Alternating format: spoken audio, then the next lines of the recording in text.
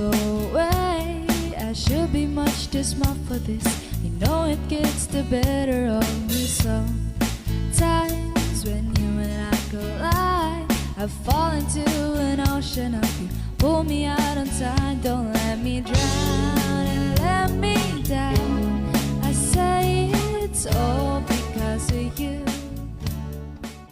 Alam mo, isa sa pinakamasarap na pakiramdam ang pagmumotor ng long ride, yung tipong pagsakay mo pa lang ng motor, pagpapaandar ng engine, may mararamdaman ka ng kakaibang saya. Dahil kapag nagmamotor ka, nasa mahabang biyahe ka, talagang nakakawala ng stress at ma-appreciate mo pa ang ganda ng mundo. Yung tipong habang nagmamotor ka, masabi mo na lang sa sarili mo na, wow, ang sarap palang mabuhay, ang ganda pala ng mundo, lalo na kapag ang takbo mo ay chill lang. Yung ina-enjoy mo lang talaga yung moment. Madami kasi tayo kanya-kanyang problema sa buhay Pero kapag nagmamotor ka na, makakalimutan mo na ang problema mo. Lalo na kapag maganda yung view, maganda ang kalsada, tapos di mo namamalayan, nagkakaroon ka na pala ng positive mindset dahil magaan ang pakiramdam mo Dahil kapag stress ka na, kailangan mo lang din talaga minsan na mahabang biyahe bilang isang pahinga. Ang weird no? Kasi nakakapagod magmotor. Pero ito yung pahinga na gustong gusto ng marami. Pero sasabihin ko sa'yo, hindi katawan ang nagpapahinga kapag naglo-long ride ka. Hindi yung utak mo, hindi yung sarili mo mismo. At deserve mo rin mag-enjoy. Deserve mo makarating sa magagandang lugar. Deserve mo ng bagong experience, ng bagong kwento. Ang buhay ay isang mahabang biyahe. Madami ka pang pagdadaanan. Ba't ibang uri ng kalsada, malubak, buhangin, madulas. Kailangan mo lang din talaga mag-iingat. Pwede kang huminto para magpahinga. Tapos